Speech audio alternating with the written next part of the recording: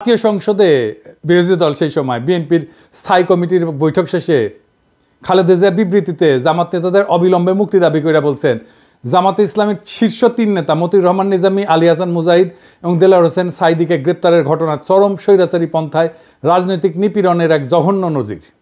Supreme কোর্টের আইনজীবী সমিতির নবনির্বাচিত কর্মকর্তাদের এক সম্বর্ধনা অনুষ্ঠানে প্রধান অতিথির বক্তৃতায় খালেদা জিয়া বলছিলেন, বিচারের নামে প্রহসন এবং বিনা বিচারে আটকে রাখার এক জঘন্য ফাঁদ যুদ্ধাপরাধের বিচারের নামে গঠিত আন্তর্জাতিক অপরাধ ট্রাইব্যুনাল।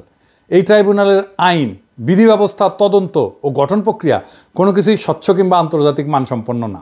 আন্তর্জাতিক মহল থেকে সে কথা পরিষ্কারভাবে বলে দেওয়া হচ্ছে, তবুও সরকার এই বিচারের নামে বিরোধী দল দমনের পথ বেছে নিয়েছে। এমনকি নয়াপল্টনে বিএনপির কেন্দ্রীয় কার্যালয়ের সামনে সার্জিক্যাল জোটের সমাবেশে খালেদা জিয়া যুদ্ধাপরাধের বিচারের নামে প্রহসন চলছে বলে দাবি করছিলেন। যুদ্ধাপরাধের বিচারকে রাজনৈতিক উদ্দেশ্য প্রণোদিত প্রহসন ছাড়া কিছুই নয় বলে অভিযোগ করে খালেদা জিয়া বলছিলেন, প্রধানমন্ত্রী একসময় জামাতে ইসলামকে পাশে বসায় রাজনীতি করছেন, তখন কোথায় ছিল যুদ্ধাপরাধ? জামাত তখন এত প্রিয় ছিল, আর এখন কেন এত খারাপ হইল? এক সময় তো একসঙ্গে নির্বাচনও করছেন, এখন যাদের যুদ্ধাপরাধের অভিযোগে বিচার করা হচ্ছে তাদের বিচার মানুষ মানে না। বিএনপির ক্ষেত্রে একই জিনিস চলে, জামাতের সাথে রাজনীতি করছেন, ঐক্য করছেন, নির্বাচন করছেন, সরকার গঠন করছেন, এখন জামাতে তো খারাপ হয়ে গেল। তো হারুন ভাই, আপনি খালেদার যে চাইতে বড় বিএনপি হয়েছেন, হ্যাঁ?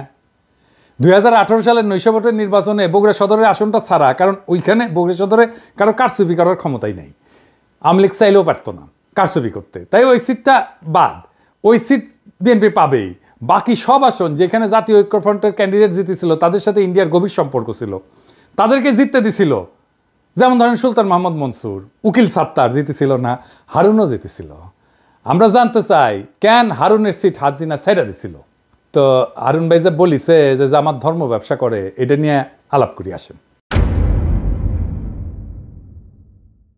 আসেন ধর্ম ব্যবসাকে ডিফাইন করে নি, কাকে বলে।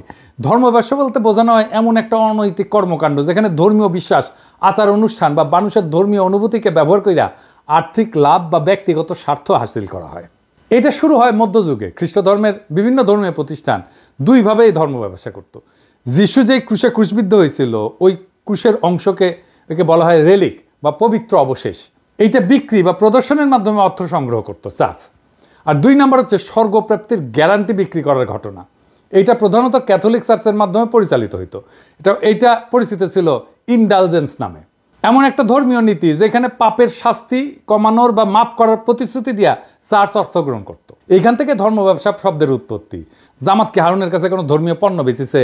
হাসিনার গুণগান করতে করতেও কাইট হয়ে যাইতো হারুন। দেখেন উন্নয়নের প্রশংসা করতে করতে কাইট।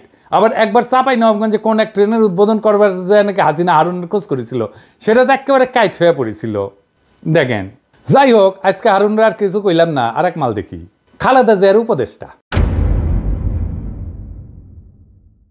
ফজলুর রহমান সাহেব, সাবেক ছাত্রলীগের সভাপতি, ওই যে কেন বিএনপি করে বুঝি না, ওই বিএনপির বসে রাজনীতি করেছে আওয়ামী লীগের। ওই খালেদা জিয়ার নাকি উপদেষ্টা। তো খালেদা জিয়া কি উপদেশ দেয়?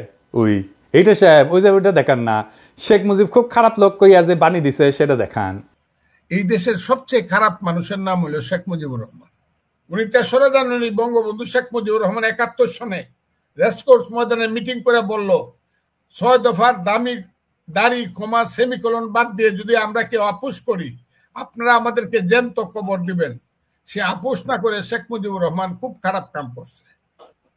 এই খারাপ কাজ করার কারণেই দেশটা মুক্তিযুদ্ধ পর্যন্ত পৌঁছে। বঙ্গবন্ধু শেখ মুজিবুর রহমান 25শে মার্চ পর্যন্ত ইতিহাসের ক্যাপ্টেন সে। 1966 সন থেকে 1971 সন পর্যন্ত ইতিহাসের মুক্তিযুদ্ধের ক্যাপ্টেনের নাম হলো শেখ মুজিবুর রহমান। এখানে জিয়াউর রহমান একটা সেঞ্চুরি মারছে নতুন প্লেয়ার হিসাবে।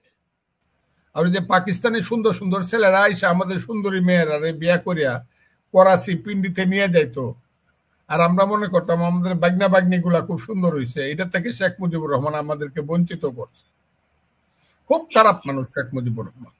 শুনলেন তো, এটা বিএনপির নেতা নাকি আওয়ামী লীগের নেতা? আরো শুনেন কি কয়।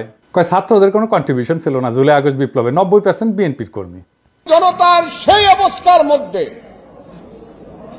নিশ্চয়ই বৈষম্য বিরোধী ছাত্র আন্দোলন নামধারী নেতৃত্ব প্রকাশ্যে এবং গোপনে নেতৃত্বের ভূমিকায় অবতীর্ণ হয়েছিল, কিন্তু সমস্ত জনগণের 95% ছিল জাতীয়তাবাদীর শক্তির সমর্থক এবং বিএনপির নেতা কর্মী।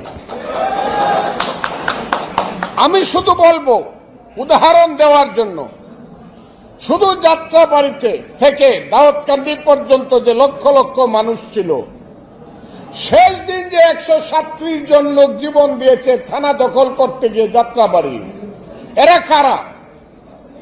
এদের একজন কি ছাত্র ছিল? এদের একজন কি বৈষম্য বিরোধী ছাত্র আন্দোলনের নেতা ছিল, কর্মী ছিল? না, এদের প্রায় 99% লোক ছিল শহীদ জিয়ার আদর্শের কর্মী, খালেদা জিয়া এবং তারেক রহমানের কর্মী। কারণ আইসেনি আসিচ্ছি, এই প্রসঙ্গে আসিচ্ছি।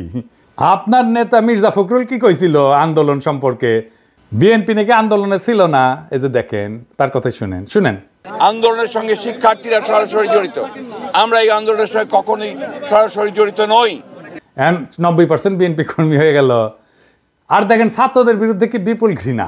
সমন্বয়ক নামে 22-23 বছরের ছাত্ররা ডিসির সাথে মিটিং করতে যেতেছে, আর ওনার পুচ্ছে আগুন ধরে গেছে।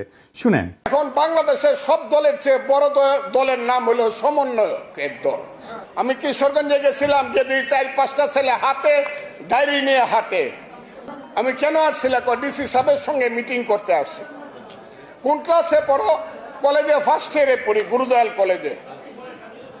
এইভাবে 3টা জেনারেশন নষ্ট হয়ে যাচ্ছে বাংলাদেশের। কারণ সমন্বয়ক হইলে পরে ফার্স্ট ইয়ারে পড়েই ডিসি সাহেবের সাথে মিটিং করে প্রজেক্ট করা যায়। এইবার দেখেন নিজেই কি কইতেছে, যে ও নিজে, ফজলুর রহমান নিজে যখন ওই বয়সে ছিল, ওই বয়সে 32 জনের মারছে, যারে কইছে তারই মারছে, তার সাঙ্গ পাঙ্গরা। যে শুনেন, আমরা ছোটখাটো মানুষ, কিন্তু আমি যে 23 বছরে যে পাওয়ার পাইছিলাম, এখন ইউনুস সাহেবের সেই পাওয়ার নাই। আমি আবারও বলছি, 23 বছর বয়সে আমার হাতে যে পাওয়ার ছিল মুক্তিযোদ্ধা কমান্ডার হিসাবে, আমি ইচ্ছা করলেই বলতে পারতাম, ও এরে ফেলায় দে। 16 ডিসেম্বরের আগে এ রাজাকার আমার বিরুদ্ধে যুদ্ধ করছে, ফেলায় দে। 15 জনকে গুলি করে আমার যে যে সৈনিকরা ছিল, মুক্তিযোদ্ধারা ছিল, ফেলায় দিয়েছে গাঙ্গের পারে। দেখেছেন? তা মুরব্বী, আপনার কি আদৌ ডিসিদের সাথে মিটিং করে ছাত্রদের নিয়ে ইনকা বিশোধগার করা উচিত? ওরা বিরোচিত কাজ করেছে, দলে দলে কাতারে কাতারে জীবন দিয়া সারা দেশের মানুষের জায়গায় তুলছে, ঐক্যবদ্ধ করছে। আর আপনার এখন পৌরুষ জায়গায় উঠছে না, আপনি কইতেছেন কোনো কন্ট্রিবিউশন নাই। আপনি হুশে আছেন মুরব্বী?